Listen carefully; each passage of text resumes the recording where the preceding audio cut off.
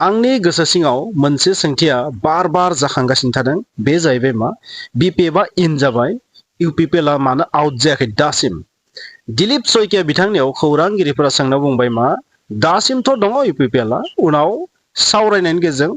मा जायो बे उननि बाथ्रा जागोन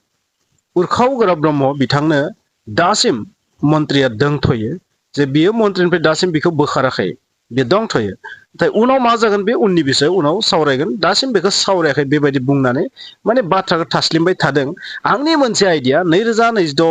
सिमहालागै निश्चय इउपिपिएलआबो थागोन बिनि उनाव बाकिया जागोन आरो मानोना ओरैहाय दिल्लीयावबोथ' सानै एमपि दं स' दिल्लीयाव थानाय एमपिआबोथ' एनडिएआवनो दङ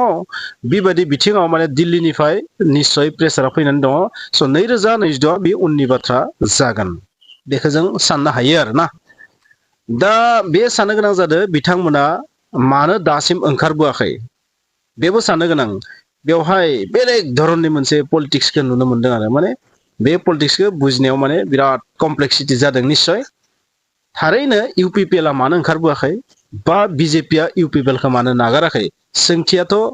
बेलेग बेलेग टाइप नाथाय एन्साराथ' मोनसेयानो जाना दं मानो ओंखाराखै मानो हगाराखै होबाय चरण बर' बिथांनोबो होबाय बिबान होबाय मन्थ्रिनि बिबान होबाय केबिनेट रेंक होबाय 6 माह 5 माहनि थाखाय मन्थ्रि जाबाय आरो बिथांनो माखासे डिपार्टमेन्ट मोनसे मोननै डिपार्टमेन्टबो होबाय नाथाय बिनि उनाव दासिम इउजि ब्रह्म बिथाङा मानो मन्थ्रिनिफ्राय गोजान जायाखै दाबो मानो मन्थ्रियाव दं बिराद गिदिर गिदिर कुइसनै आंनि गोरबोआव सिखांदों आरो बिथांमोनाबो मानो इउपिपिएलआबो दाबो मानो ओंखारबोआखै बेनि गुबै पलिटिक्सआ मा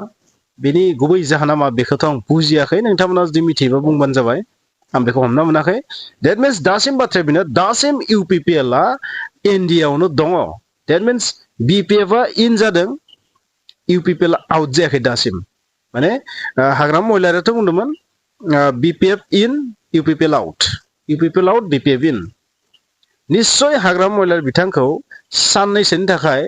हिमन्त बिश्व शर्मा सारा एकदम मानायनो हाबाय खोमा जे नों इमानखिनिखौ नायथ'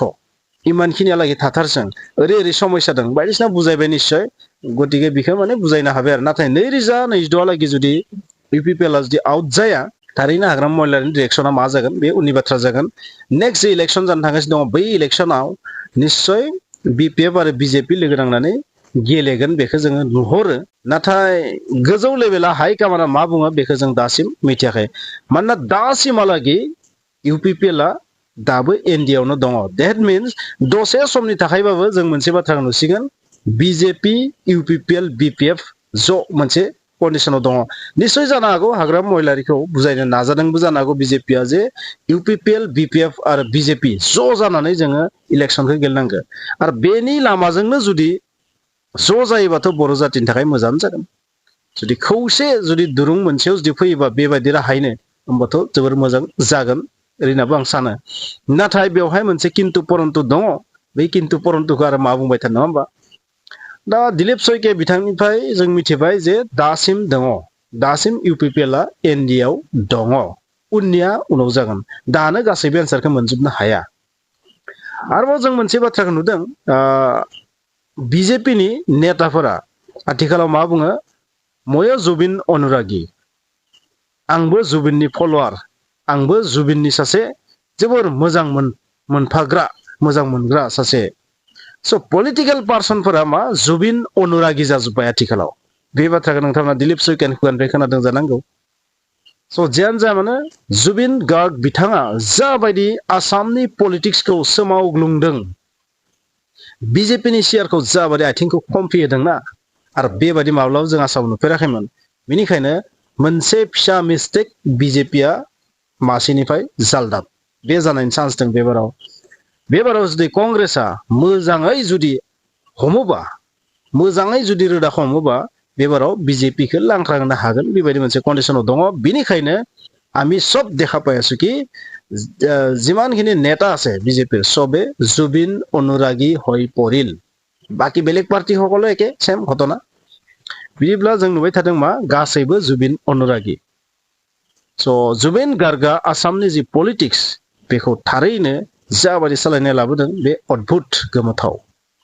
स' माबा मोनसे जुदि मिस्टेक जायोबा बेबाराव बिजेपिया लांख्रांनो हागौ बिनिखायनो बिथांमोना इउपिपिएलखौबो नागारनो हायाखै आं बेबायदि सानो स' जियानो जायामोन आंनि रिएक्सना बेनोमोन बिपिएफआथ' इन जाबाय इउपिपिएलआ मानो आउट जायाखै आं हमना मोनाखै आरो नोंथांमोना पलिटिक्सनि मानसि खिन्थाबानो जाबाय বিটিচিৰ জনগণে বিপিএফ দলক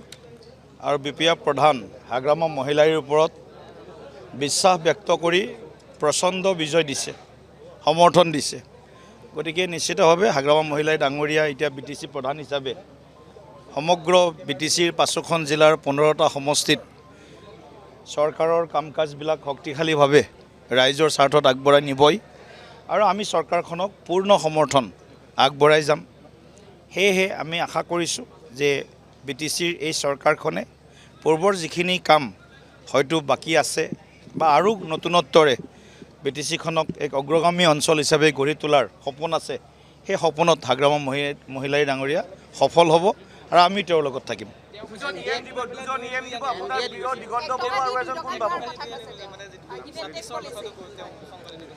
চাওক এতিয়ালৈকে গোটেইখিনি কথা আমাৰ দলীয় মঞ্চত আলোচনা হোৱা নাই গোটেইখিনি কথা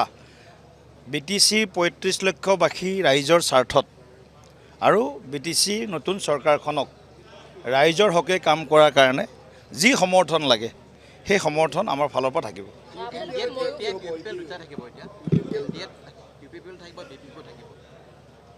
এতিয়ালৈকেতো আছে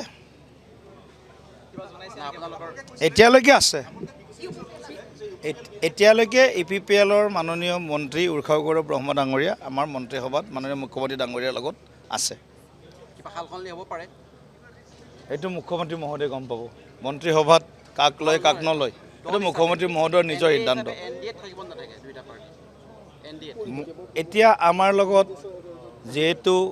বিপিএফ দল আমাৰ লগত আহিলে গতিকে আমি পৰৱৰ্তী সময়ত গোটেই কথাখিনি স্পষ্ট হ'ব